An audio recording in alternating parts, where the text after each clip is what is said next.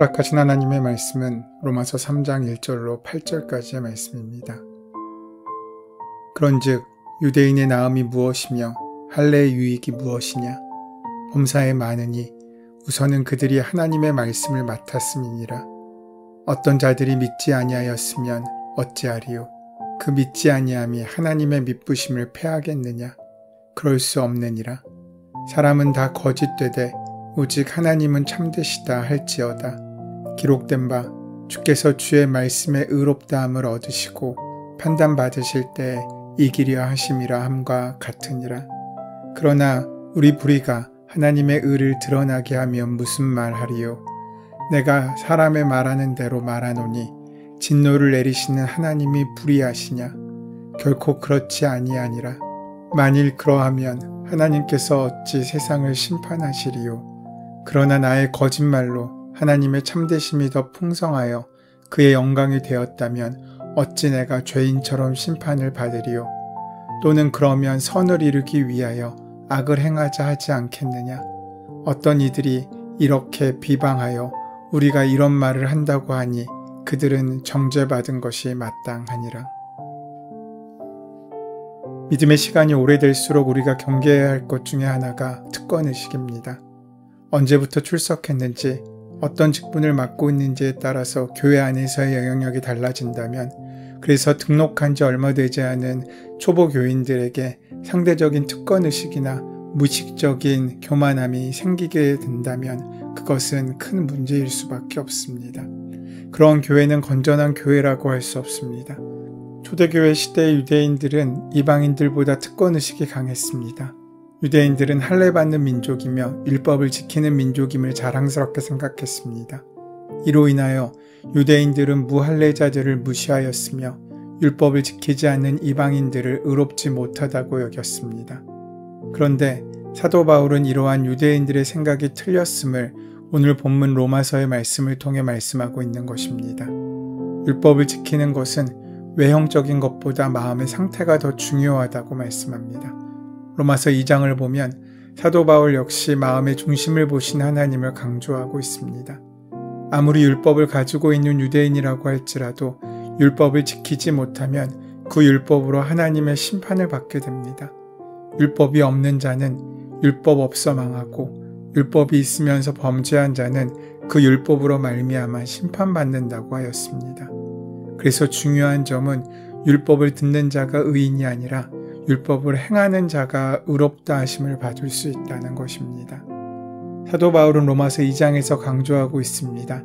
율법을 가진 유대인들이 과연 이방인들보다 더 나은 점이 무엇이냐는 것입니다. 율법을 받은 사람이 반드시 그 받은 율법의 교훈을 깨달은 후 하나님의 뜻을 알았다고 합시다. 그리고 자신은 맹인의 길을 인도하는 영적인 사람이고 영적 어린아이의 선생님을 자부하고 진리의 모범이라고 생각하지만 그에 따른 바른 행동에 따르지 않으면 이는 아주 가증한 일이 되고 하나님을 욕되게 하는 일이 되고 만다는 것입니다. 그러므로 먼저 믿는 사람인 신자들은 결코 영적인 우월감인 특권의식에 빠져서는 안 됩니다. 자신의 삶을 항상 돌이켜보지 않으면 우리는 언제라도 특권의식에 빠져 하나님을 욕되게 할 수 있습니다. 율법을 자랑하는 유대인들이 오히려 율법을 범함으로 하나님을 욕되게 하고 있는 것과 마찬가지였습니다. 그래서 먼저 신자된 우리들이 자녀를 가르치거나 새신자를 가르칠 때, 또 맡겨진 학생들이나 아이들을 가르칠 때 우리는 주의할 수 있어야 합니다. 자신이 가르치는 성경의 교훈 속에 혹시 자신이 그것을 범하고 있진 않은지를 점검할 수 있어야 합니다. 그래서 로마서 2장 21절은 다른 사람을 가르치는 내가 내 자신은 가르치지 아니하느냐고 책망하고 있으신 것입니다. 타인을 가르치는 것은 매우 어려운 일입니다. 가르치는 방법이나 내용이 어려운 것이 아니라 가르침대로 실천하는 삶을 살아가는 것이 어렵다는 의미입니다. 사도 바울이 율법 다음으로 유대인들을 책망하고 있는 것은 할례입니다. 할례도 율법을 행할 때에만 유익이 있지만 율법을 지키지 못할 때에는 그 할례가 우리를 거룩하게 만들 수 없고 할례를 받지 않은 무할례자나 다를 바 없는 사람이 된다는 것입니다. 그러므로 유대인들이 율법을 어김으로 무할례가 되면 결국 이방인 무할례자들과 다를 바가 없게 됩니다. 할례는 육신의 할례가 중요하지 않기에 그렇게 말씀하시는 것입니다. 그렇다면 사도 바울의 논리로 보면 유대인은 결국 이방인보다 더 나은 것이 결코 없습니다. 그 자랑은 결코 그들의 외형이나 그들의 신분에 달려있는 것이 아닙니다. 하나님께서 그들에게 말씀을 주시고 의롭다 선택하신 그 선택과 하나님의 사랑에 달려있는 것입니다. 그래서 유대인들은 특권의식을 가질 이유가 전혀 없게 됩니다. 바울 사도는 로마서 2장에서 유대인이 할례를 받았다고 할지라도 율법을 행하는 삶을 살지 아니하면 그 할례는 아무 소용없다고 말하고 있는 것입니다. 율법을 지키지 않은 유대인 할례자는 이방인 무할례자와 다를 바 없다는 말씀을 주고 있으십니다. 그러므로 만약에 유대인이 율법을 지키지 못한다면 할례에는 유익이 없고 유대인의 이점도 없다는 것입니다. 하지만 율법을 어기지 않는다면 할례받은 유대인의 장점이 많음 또한 역시 알려주고 있습니다. 오늘 허락하신 로마서 3장에서는 할례나 율법을 받은 자로서의 특권이 비록 유대인들에겐 없지만 유대인으로서 유익한 점이 있다고 말씀하고 있습니다. 그 중에 우선 2절 말씀에 하나님의 말씀을 맡았다는 귀한 장점이 있습니다. 유대인들이 구약 성경 전체를 통해 하나님의 특별한 계시를 받음으로써 이방인과 달리 하나님의 뜻을 더욱 잘 아는 백성이 되는 복을 받게 된 점을 바울 사도는 강조합니다. 사도 바울은 할례를 받은 유대인들의 유익한 점을 전부 다 말하지 않고 오직 한 가지만 말하고 있습니다. 그것은 하나님의 말씀을 맡았다는 것입니다. 2절의 우선이라는 말은 무엇보다 중요한 것을 뜻합니다. 하나님께서 사람에게 말씀을 맡기셨다는 것을 우리는 예언이라고 합니다. 유대인들은 말씀을 위임받은 특별한 민족이었지만 그 맡겨진 하나님의 말씀대로 살지는 못했습니다. 우리 역시 하나님의 말씀을 아무리 많이 듣고 있고 성경을 들고 다녀도 그 말씀대로 살아가지 못한다면 특권의식에 사로잡힌 유대인들과 다를 바 없는 형식상, 명목상 기독교인들이 되고 맙니다. 특권의식에 빠진 기독교인들로 인해 오늘날 기독교인이라는 말이 세상에서 좋은 뜻이 아닌 나쁜 뜻으로 사용되기도 하지 않습니까? 지금 우리는 기독교인이라는 말의 의미를 회복하는 데 힘써야 할 때입니다. 하지만 율법을 받은 자로 겸손하지 않고 특권의식을 누리는 것은 하나님의 뜻에 반대되는 행위입니다. 율법을 잘 지키고 하나님의 뜻대로 살 경우는 분명히 율법을 포함한 하나님의 말씀을 받은 자로서 말씀의 전달자가 되므로 유익이 된다는 것입니다. 여기에 유대인의 특권은 없습니다. 유대인의 입장에서는 특권이 사라졌다는 것은 곧 하나님으로부터 버림받았다고 생각하였습니다. 유대인들은 언약을 맺은 하나님께서 유대인들을 버리신다는 것이 옳지 못하다는 입장을 취했습니다. 그들이 비록 죄를 범했다고 해도 그 특권은 결코 사라지지 않는다고 주장하고 있는 것입니다. 본문 5절은 이러한 유대인들의 논리를 이렇게 말합니다. 그러나 우리 불의가 하나님의 의를 드러나게 하면 무슨 말하리요?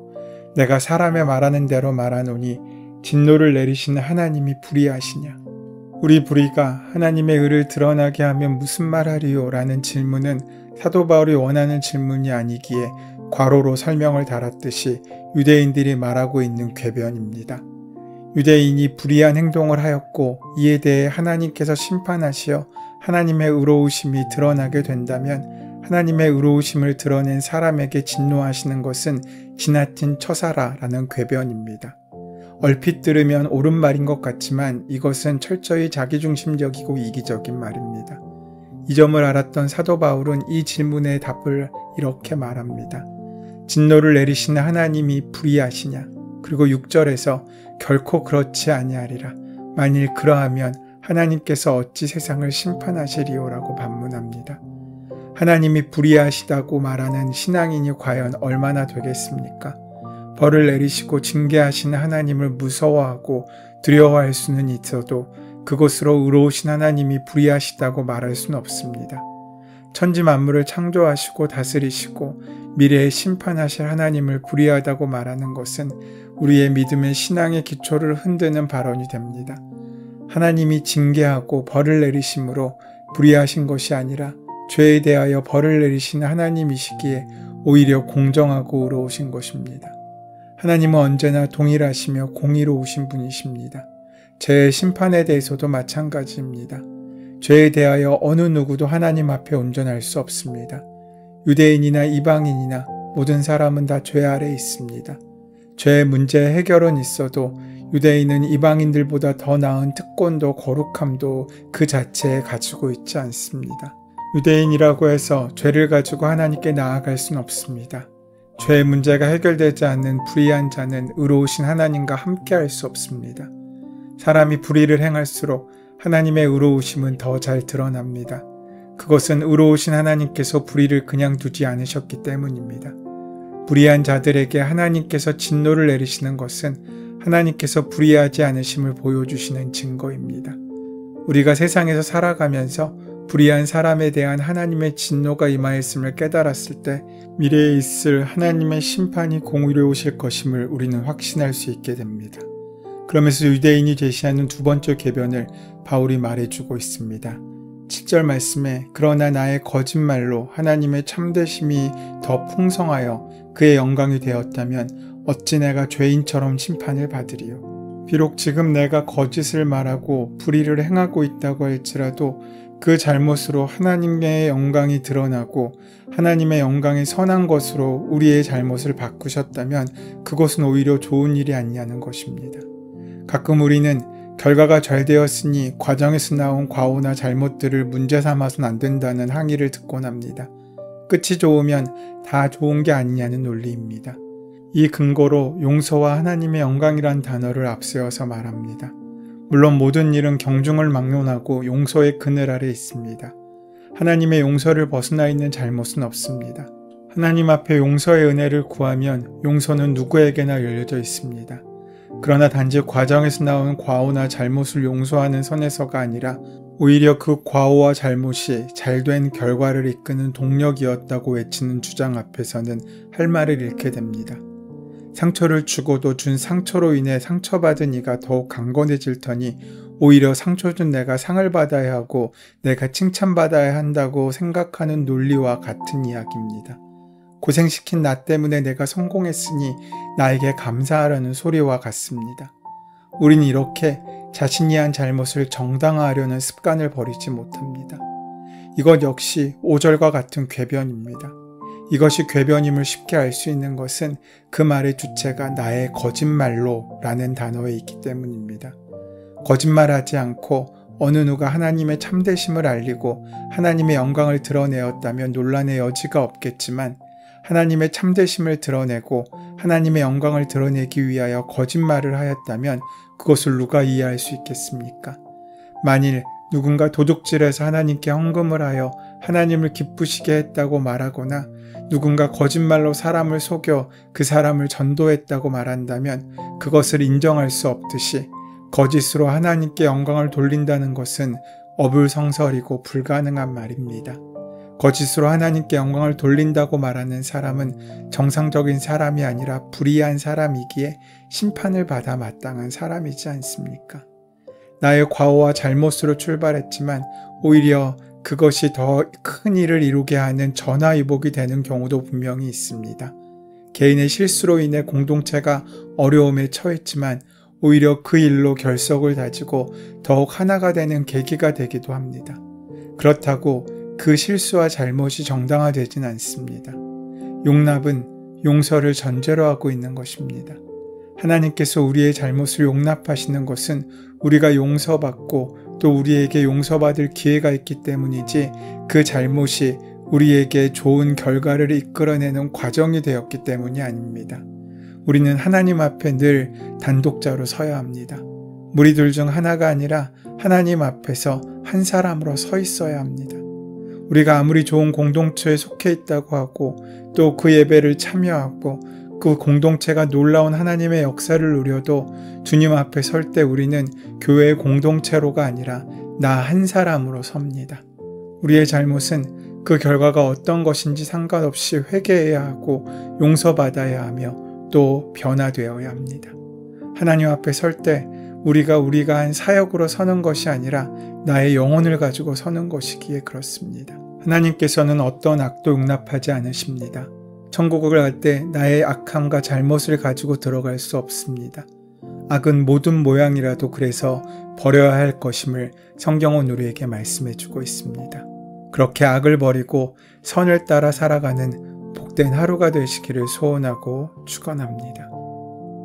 은혜의 주님, 예수님의 십자가의 사랑으로 죄인인 우리들이 의로운 자의 길에 설 수 있는 귀한 은혜를 허락하시니 감사합니다. 우리들이 항상 의로우신 하나님만 기억하며 주님께서 인도하시는 그 길을 통하여 살아갈 수 있도록 역사하시고 함께하여 주시옵소서. 예수님의 이름으로 기도드립니다. 아멘. 이제 오늘 이 아침 우리에게 허락하신 본문의 말씀이 오늘 나에게 주신 하나님의 음성으로 만나지기 위하여 본문의 말씀을 깊이 묵상하시고 함께 기도하는 시간 가지도록 하겠습니다. 함께 기도합니다.